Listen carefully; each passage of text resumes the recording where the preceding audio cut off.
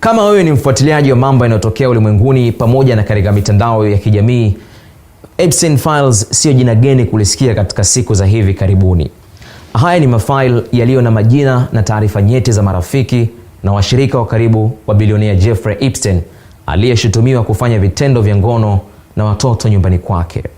Dunia ya leo imezungukwa na watu wanaotumia utajiri kama ngao ya maovu yao. Jeffrey Epstein hakuwa bilionea wa kawaida. Alikuwa ni msimamizi wa himaya giza iliyovunja misingi ya utu, heshima na imani. Leo tutachambua na kuangalia baadhi ya mambo yaliyofanya akatikisa vichwa mbalimbali vya habari mara baada ya kufichuliwa kwa files hizo. Je, yanayohusishwa kuwa files za Epstein kuhusu ununuzi wa kitambaa cha Kaaba, kiswa ni sahihi au sio sahihi, na nani ametumia nguvu ya pesa kuingiza vitu vilivyopo katika makazi matakatifu kwenye uchafu huu na dharau kubwa alionyesha dhidi ya umma na alama takatifu za Kiislamu. Kufahamu yote, kwanza tumfahamu Jeffrey Epstein ni nani. Alizaliwa mnamo mwaka 1953 huko Brooklyn, Marekani. Alianza kama mwalimu wa hisabati, lakini baadaye aliingia kwenye ulimwengu wa fedha wa Wall Street. Alijipatia utajiri mkubwa uliompa uwezo wa kumiliki ndege binafsi na visio vya siri. Lakini inaelezwa kuwa Epstein hakutumia utajiri wake kwa kheri.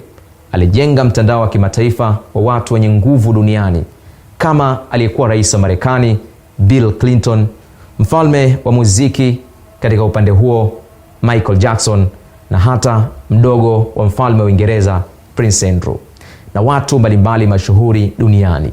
Lakini pia ametumia visiwa vyake kama vituo vya unyanyasaji wa kikatili dhidi ya wasichana wadogo.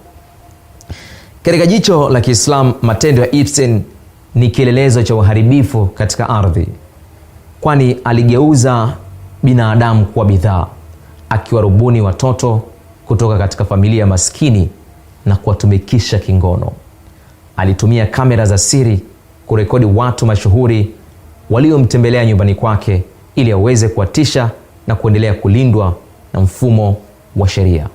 Moja ya mambo yaliyoshtua zaidi katika kashfa hii ni kuwepo na taarifa za kugundulika kuwa kinachofanana na kiswa pazia takatifu la Kaaba, ikiwa limetundikwa kama pambo katika jumba lake la kifahari huko Manhattan nchini Marekani. Huu ni unajis wa hali ya juu. Kaaba ni alama ya kitauhid na usafi, ilhali nyumba ya Epstein ilikuwa ni kitovu cha machafu na dhulma. Kitendo cha kuwa na alama hiyo takatifu katika nyumba ya maasi hayo ni dharau kwa umma wa Kiislamu duniani kote, na ni kielelezo cha jinsi mwanadamu anavyoweza kujaribu kutumia dini kufunika uchafu wake. Hili linazua maswali mengi na tata. Ni nani aliyempa zawadi hii takatifu? Na ni vipi alama ya nyumba ya Mungu ikatumika kurembesha makazi ya mnyanyasaji?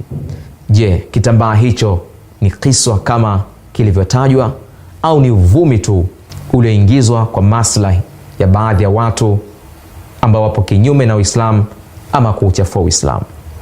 Uislamu unafundisha kuwa dhulma ni giza siku ya Kiyama.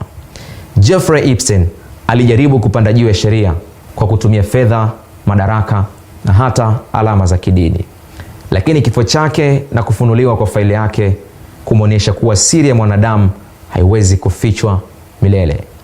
Huu ni ukumbusho kwetu sote kuwa utajiri bila maadili ni maangamizo, na alama takatifu hazimtakasi mtu ikiwa matendo yake ni machafu.